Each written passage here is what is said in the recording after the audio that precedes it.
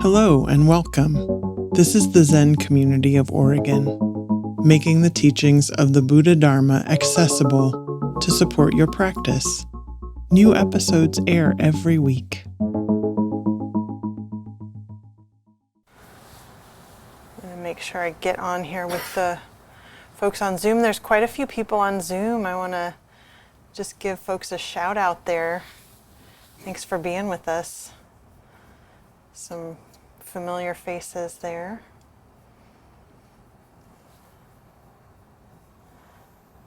Okay.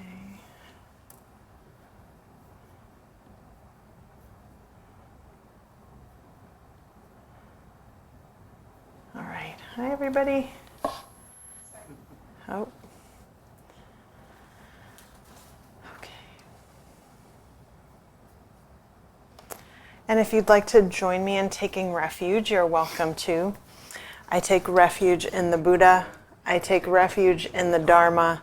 I take refuge in the Sangha. How beautiful to have a refuge at all. Thank you all for being here. Thank you for being here last Saturday, or 2 Saturdays ago now, for Zazenkai, our day-long retreat that we had right here. Very sweet, very steady, very solid practice. It went so beautifully, and I just have so much gratitude for everyone's participation, everyone's support, and so much appreciation for this place and the community here, the UCC community, the labyrinth. And I understand folks walked the labyrinth last week on Tuesday and just allowed that to be the teacher, which is so beautiful. Some people commented after the Zazenkai that walking in that way, it felt like being all one body. It also felt, for another person expressed kind of the silliness of it, like, look at us kind of just doing this thing. But being outdoors and being connected in this larger space in the natural world, both together and separate, really beautiful experience. So I'm glad it's something that we're incorporating into our regular practice.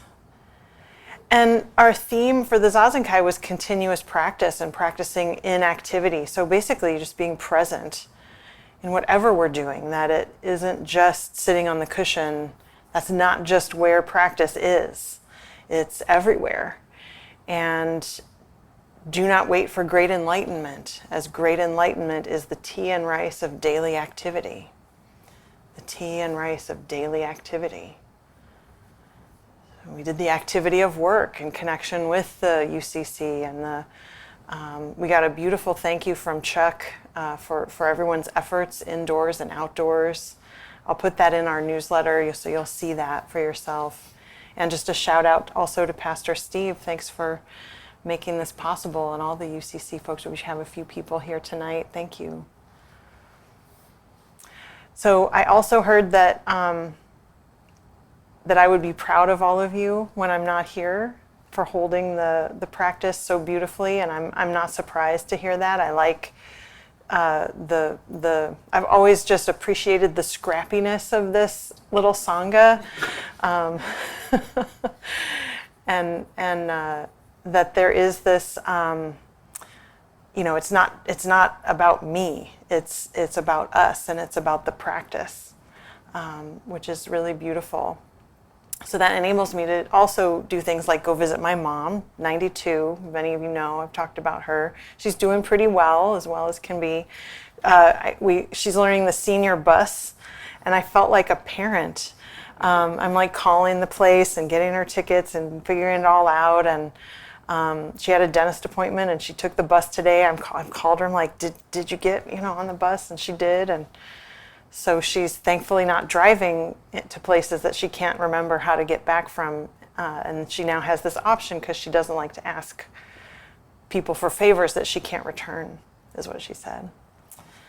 So, and then also visiting my brother, he's in community theater, and we went to one of the musicals he was in, and that was really sweet too.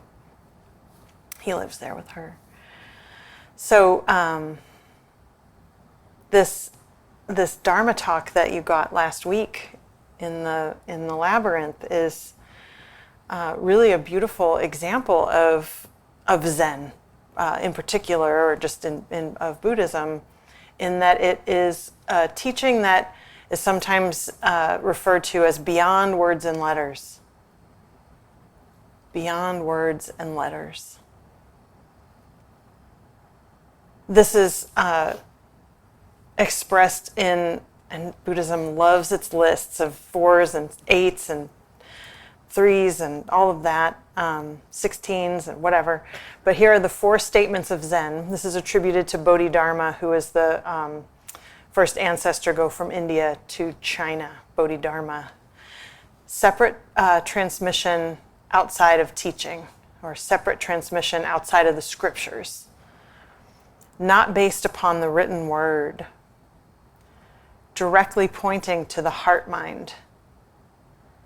And see nature become Buddha, or seeing into one's true nature, becoming Buddha. Realizing, so the word, it's not that we're becoming, we're realizing our Buddha nature. So this beyond words and letters even has its origins even before what we now know as Zen, that really, jhana is the Sanskrit word for concentration, meditation, which translates into Chinese Chan, which when it went to Japan became Zen. So it's this concentration or meditation focused way in Buddhism. Even the first transmission of Gautama Buddha's first disciple was beyond words and letters. This took place during what's called the Buddha's flower sermon, the flower sermon, in which he went through all the preparations for a talk. So you saw kind of all the preparations that we did, right? And and bowing, and everybody's doing the incense and the stuff. And so the Buddha sits down, everybody's settled down, and of course there were probably a ton of people there to hear him. And he did nothing but hold up a flower and twirl it in his fingers. And his primary disciple, Mahakashyapa, smiled when he saw this. That's it. And the Buddha said, I have the treasury of the true Dharma eye, the wondrous heart of nirvana. I entrust it to Mahakashyapa.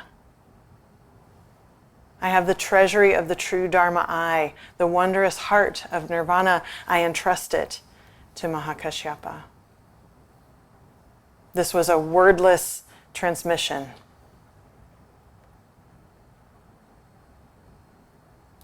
Yet there are so many books about Dharma, and we have a whole library of them. You're welcome to borrow some books on Dharma. You're, in some ways, at some point, it really has to be about our practice. So what's the role? There is this literary tradition with such depth. There are so many scholars and so many poets and so many artists who help us encounter the teachings, who help it take some familiar shapes as we find ourselves feeling around in the formless.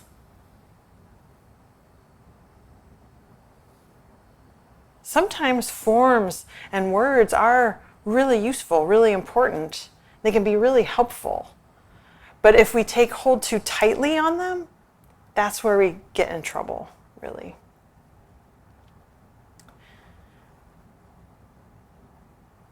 So have you ever seen someone that you haven't seen in a while, and they relate to you the same way that you used to be, but you aren't that way anymore, like years ago? So maybe you were shy and they start talking about what a shy person you are, and you're kind of like, well, I'm kind of different now. Or maybe they assume you're still interested in the same stuff that you were back then, and you're just not. It's just not who you are anymore, but they can't seem to see the person in front of them. They're relating to their idea of you. And this is what we do all the time to everything. When we get a concept fixed in our minds and we start treating them as if they're real and true, we think we know what the world is. Meanwhile, it's changing. Meanwhile, everything is constantly changing. It's a constant flow, a constant process. There is nothing fixed. There is nothing permanent. How could we say, this is how it is? It's already not true. Everything is changing. And that is kind of disturbing sometimes, isn't it? We want to know. And we want some ground under our feet, don't we? We want to know. We want to comprehend. We want to grasp things. Even that word, grasping, that can mean we understand something, right? Oh, I have a good grasp on that. Or it can be the grasping that is really, by definition in our tradition, that is suffering. Grasping and aversion. Those are the causes of suffering, right there. And in many ways, both meanings of grasp, they're the same. So I want to tell you a couple of Zen stories tonight. But to do that, I first need to talk a little bit about the Diamond Sutra. And I mean, that's its own lifetime of talks. It's actually the oldest piece of writing that was ever printed, the Diamond Sutra. So one of the repeated phrases in the Diamond Sutra is this, and it's a kind of a repeated phrasing. There's no such thing as X. It's only called X. That's why we call it X. So there's no such thing as a microphone. It's only called a microphone. That's why we call it a microphone. So a microphone is this temporary collection of parts that will, for a limited amount of time, function in a certain way. And it's made of dozens of parts. If you think about it, thousands and millions of parts, and cells and atoms, and the energy of humans. And none of this is separate from anything else in the whole universe, in your whole life. It's all moving, it's all changing, it's all flowing. It's decomposing, right? Even as we sit here. Maybe imperceptibly, but it is. So how can we call anything anything if that's true?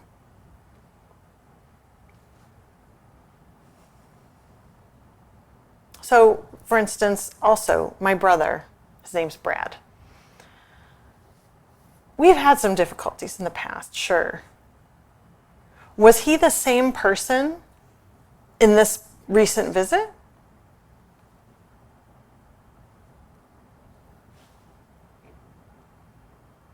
Now, if I treat him that way, how will the visit go? If I can remember that there's really no such thing as my brother, Brad, in the way that I want to box him up into a concept, right? There's no such thing as that. If I can remember that there's no such thing as my brother Brad, that he is so much more than any concept I could make of him, any description I could offer you, any portrait I could paint of him. If I can remember that there's no such thing as Brad, he's only called that, what happens? What happens? There's this openness. There's curiosity. There's possibility. And Brad and I do have some karmic ties and experiences.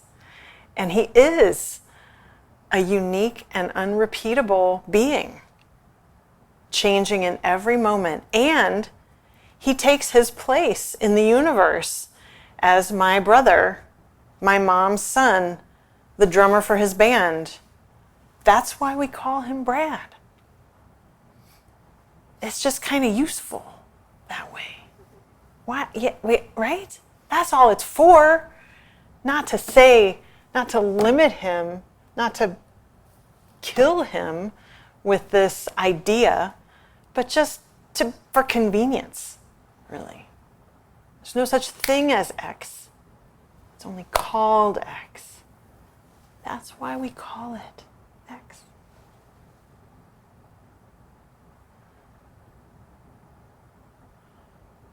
So another important phrase from that sutra, from the Diamond Sutra, is this.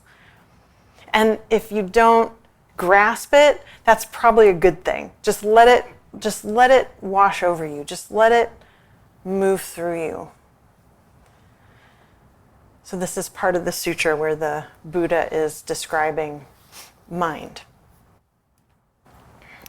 But mind is not in fact mind. It is only called mind. Why is that? Because past mind is ungraspable. Future mind is ungraspable, and present mind is ungraspable. So that's the piece from the Diamond Sutra that's relevant to this story coming up.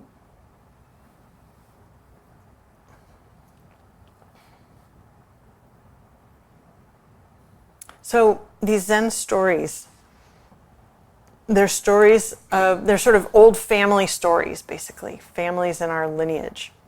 There are teachings embedded and delivered in these interactions. This is so much of how the Buddha taught. It's so much of how Jesus taught in parables, in stories. This is how we contain these much larger truths.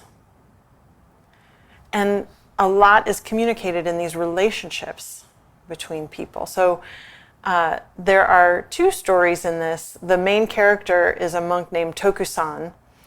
There's a tea lady in the story, and there's a teacher and an abbot of a monastery named Ryutan. These are their Japanese names, even though these stories, the story is set in 9th century China, the Tang Dynasty, which is a wonderful time in Chinese history to be studying. The richness of the Zen tradition, Chan tradition, at that time, in a time of tremendous political upheaval, violence, and persecution, that even, and perhaps even to some degree because of all of that, the Dharma just flourished. And that's where so many of these stories take place in Tang Dynasty China.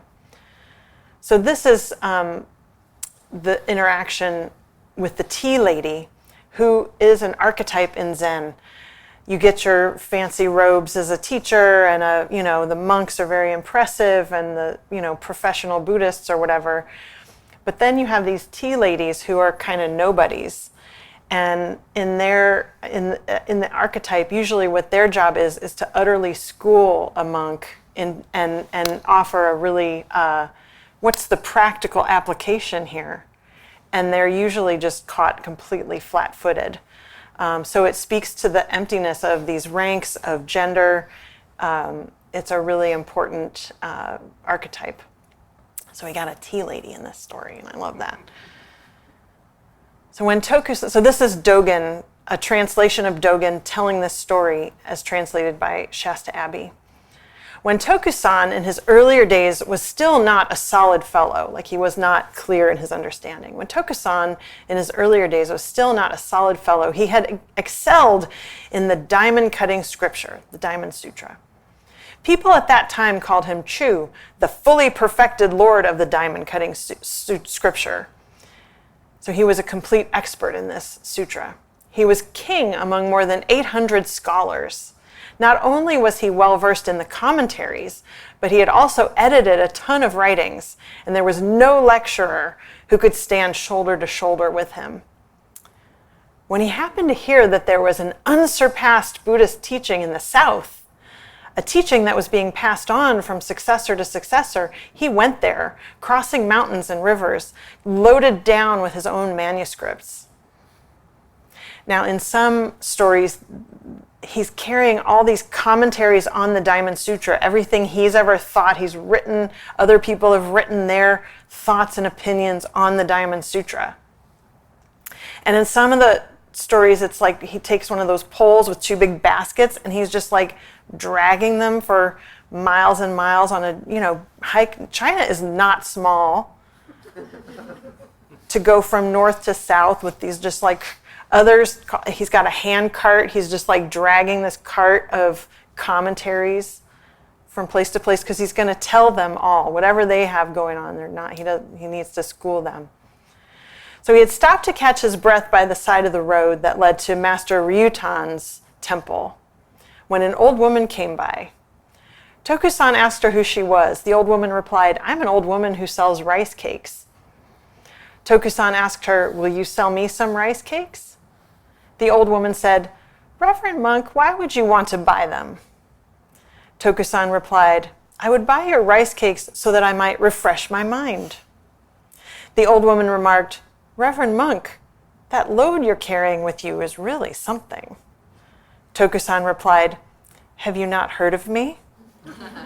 I am the fully perfected Lord of the diamond cutting scripture. I have so mastered this scripture that there is nothing in it I do not understand. What I'm carrying with me are my commentaries on the diamond cutting scripture."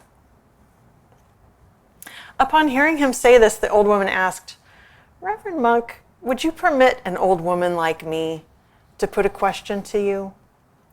Tokusan replied, "Yes, ask whatever you may wish." She said, "I once heard the part in the diamond cutting scripture where it says, the mind of the past cannot be held onto, grasped. The mind of the present cannot be held onto. The mind of the future cannot be held onto. Which mind do you think you're going to refresh with these rice cakes? If the Reverend monk is able to say, I will sell him some rice cakes. If the Reverend monk is unable to say, I will not sell him any rice cakes." Tokusan at this moment was so flabbergasted that he could not recall how he would have customarily responded, whereupon the old woman dismissed him with the flick of her wrist and left without selling Tokusan any of her rice cakes. This interaction is so rich in all the different translations, all the different ways people tell this story.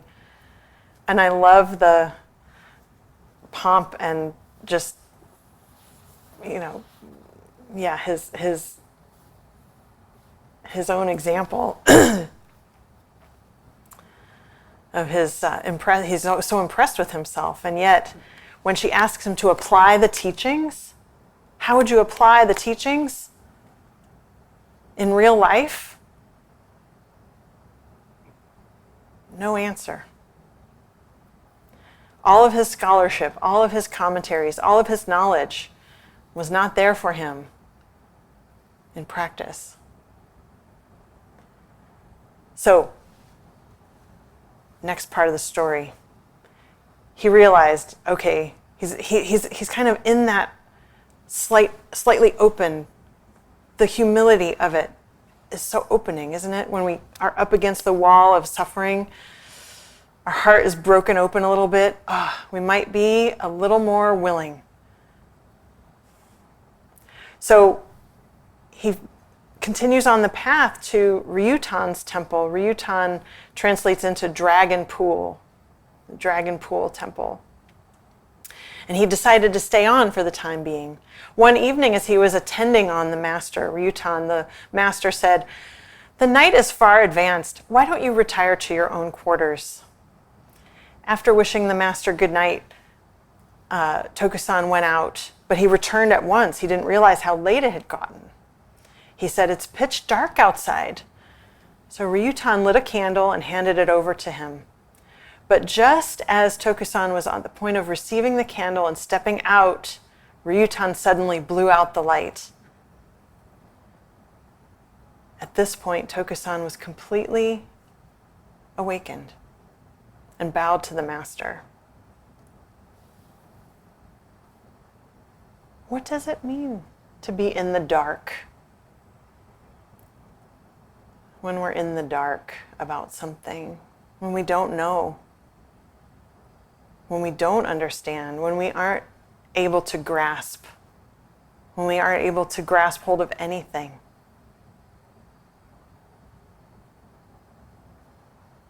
All the different things that we try to label and reify with our concepts and freeze them into dead words, all of those things are undifferentiated in the dark. The dark makes all words one. One of our chants says, "The dark makes all words one." So that morning, Tokusan brought all the volumes of his commentaries to the front of the hall and, raising a torch, said, "An exhaustive discussion of the abstruse is like a hair thrown into the infinite void. The fullest extension of all capabilities is like a little drop of water falling into an unfathomable gulf." Thereupon he set the commentaries on fire.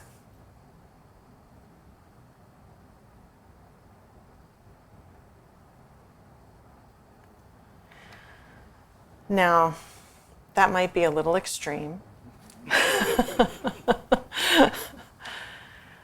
I certainly value the commentaries of all the teachers who have come before.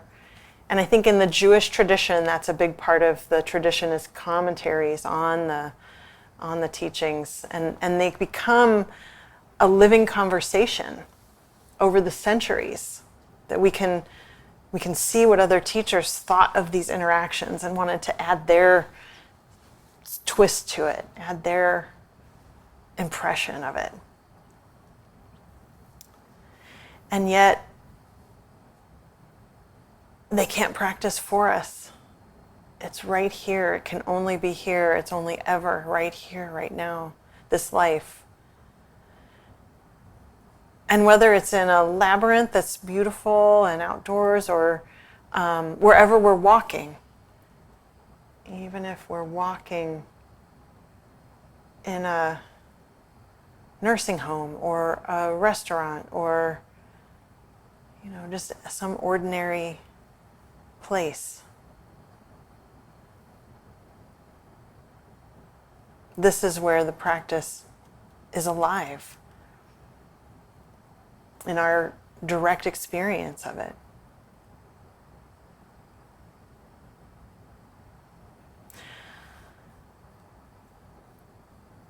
So, yeah, there is a time and a place for allowing the books and teachings to provide us some scaffolding, but that should really be balanced with our direct experience, our practice, our sitting practice, our meditation practice, wherein we open to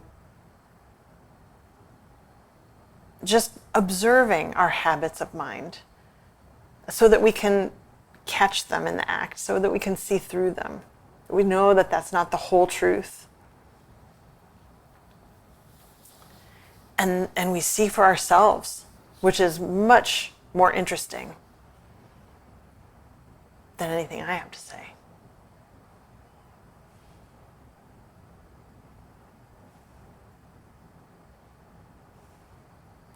So I want to close with one of my favorite poems by the admirable Wendell Berry.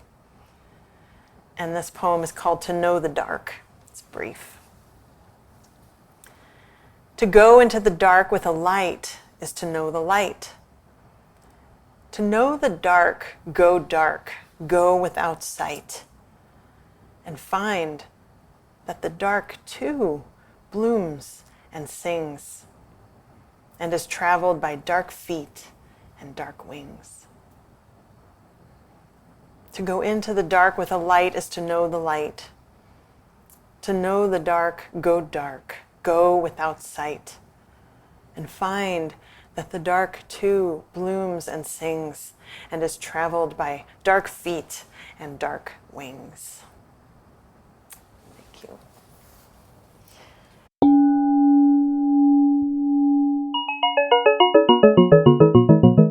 Thank you for listening to the Zen Community of Oregon podcast, and thank you for your practice. New episodes air every week. Please consider making a donation at zendust.org. Your support supports us.